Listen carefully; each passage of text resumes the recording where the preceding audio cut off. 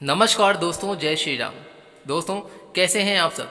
आशा करता हूं कि आप सब अच्छे ही होंगे। और सबसे पहले दोस्तों मैं बता दूं कि शिवलिंग पर भूल कर भी नहीं चढ़ाना है आपको 7 चीज़ें, वरना आप कंगाल ही हो जाएंगे। आने वाले सावन की बहुत हार्दिक शुभकामनाएं। और दोस्तों, देवों के देव महाशंकर जी अपने भक्तों पर हर मनोकामना को पूरा करते हैं, बहुत ही जल्दी सुनते हैं। इसके साथ ही दोस्तों, पूजा करने पर भगवान शिव प्रसन्न तो होते हैं, लेकिन साथ ही सबसे प्रिय देवता भी माने जाते हैं। भगवान शिव की पूजा के दौरान दोस्तों बहुत सी ऐसी बातें होती हैं जो बहुत ही ज़्यादा जरूरी हैं आपको ध्यान में रखना, और उसी को ध्यान में रखते हुए की जाती है पूजा, वरना पूजा का कोई भी फल नहीं मिलता है और भगवान भी नाराज हो जाते हैं। दोस्तों, शिवलिंग का अभिषेक करने की परंपरा बहुत प्राचीन है, बहुत ही पुरानी है। शिवलिंग की पूजा के समय दोस्तों कौन सी वस्तुएं हैं जो आपको उनके ऊपर चढ़ाना वर्जित माना जाता है, और आपको यह पता भी होना बहुत आवश्यक है।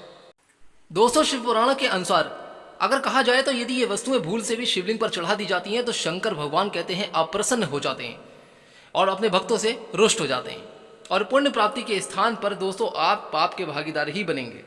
इसीलिए कहते हैं कि लेकिन उससे पहले कि अगर आप भी चाहते हैं कि भगवान शिव का आशीर्वाद आप पर सदा बनाए, तो दोस्तों इस वीडियो को अगर अभी तक आपने लाइक नहीं किया तो प्लीज़ एक बार इस वीडियो को लाइक करके चैनल को सब्सक्राइब जरूर कर दीजिएगा और बेल आइकन को प्रेस करना मत भूलिएगा। आने वाले सावन की एक बार फिर से आप सभी दर्शकों को हार्दिक शुभकामनाएं। यहाँ पर जो मैं बातें बताने जा रहा हूँ दोस्तों, उसको आप ध्यान से सुनिएगा और कमेंट बॉक्स में हर हर महादेव लिखना ना भूलें। सबसे पहली बात, तुलसी। उसके बिना भगवान नारायण की तो पूजा कभी भी संपन्न ही नहीं होती। लेकिन दोस्तों, भूल से भी तुलसी को शिवलिंग पर अर्पित नहीं करना चाहिए। ऐसा करने के पीछे माना जाता है कि तुलसी के जो पति थे जलंधर राक्षस का भगवान शिव ने ही वध किया था, और तुलसी लक्ष्मी स्वरूपा भी है। इसीलिए कहा जाता है कि तुलसी का उपयोग कभी भी शिवलिंग पर नहीं करना चाहिए। नंबर 2, दोस्तों केतकी फूल को आप जानते ही हैं।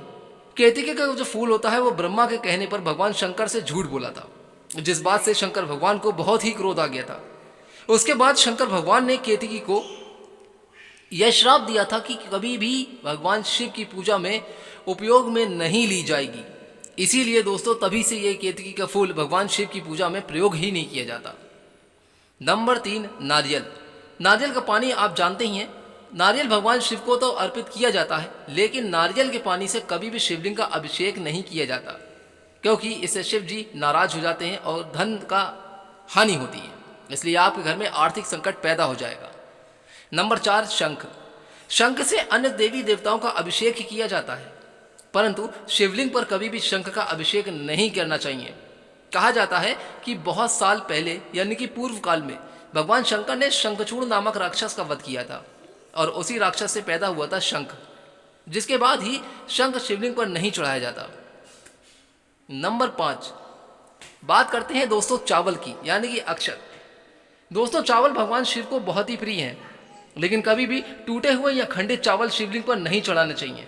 ऐसा करने से शंकर भगवान नाराज हो जाते हैं, और शिवलिंग की पूजा करते समय हमेशा साबित चावल ही चढ़ाने चाहिए। इसलिए कभी भी जब आप शिवलिंग का अभिषेक कर रहे हैं, चावल चढ़ाने जा रहे हैं या कोई उपाय कर रहे हैं, तो आप ये ध्यान रख लीजिएगा कि लिए हुए अक्षत साबित होने चाहिए। नंबर 6, काला तिल। दोस्तों कई लोग शिव जी को अर्पित करते हैं काले तिल।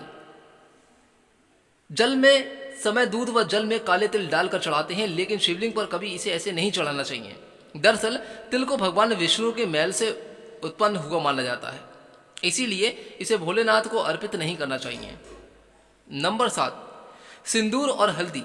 दोस्तों इस हल्दी और सिंदूर को आप अच्छी तरीके से जानते हैं। यह शिवलिंग पर उपयोग करना वर्जित माना जाता है, क्योंकि ये दोनों ही सौंदर्य प्रसाधन प्रकट करते हैं, और शंकर भगवान सदैव ही भस्म को अपने शरीर पर रमाए रहते हैं, और वे सौंदर्य के साधन से बिल्कुल भी पसंद नहीं करते। सौंदर्य पदार्थों को भगवान शंकर पर ग्रहण नहीं करते, इसीलिए सिंदूर और हल्दी को शिवलिंग पर नहीं चढ़ाना चाहिए। दोस्तों श्रृंगार के सामान में शंकर भगवान पर केवल आप अगर चढ़ाना चाहते हैं तो इत्र का प्रयोग ही कर सकते हैं, इसलिए आप इत्र चढ़ा सकते हैं। माता पार्वती की पूजा में हल्दी का उपयोग किया जा सकता है, परंतु शंकर भगवान की पूजा में नहीं। नंबर 8, कुमकुम, सिंदूर व रोली। दोस्तों कुमकुम, सिंदूर व रोली से अन्य देवी देवताओं की पूजा कर सकते हैं, और आप जानते ही हैं करते भी हैं, लेकिन महादेव की पूजा में इनका प्रयोग नहीं वर्जित बताया गया है, क्योंकि हल्दी की तरह इनमें भी स्त्री तत्व होता है, जिसकी वजह से महिलाएं पति की लंबी आयु उनके स्वास्थ्य जीवन के लिए मांग में लगाती हैं। लेकिन शिवलिंग की इन चीज़ों से पूजा अर्चना नहीं करना चाहिए, इसलिए आप इन चीज़ों को ना चढ़ाएं।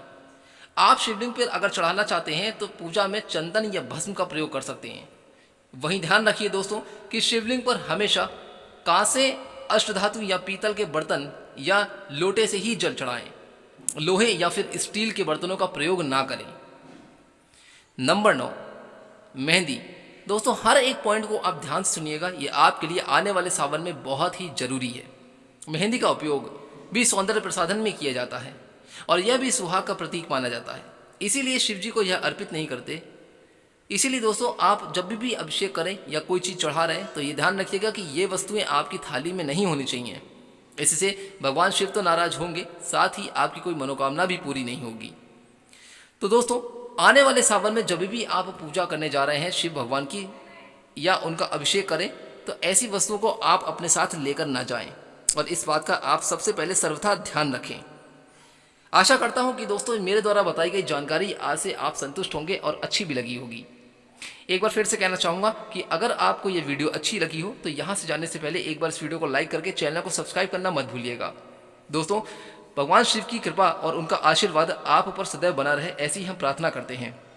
आने वाले सावन में भगवान भोलेनाथ आपकी हर एक मनोकामना और इच्छा को पूर्ण करें। तब तक के लिए दोस्तों आप अपने जीवन में खुश और स्वस्थ रहें। जय श्री राम।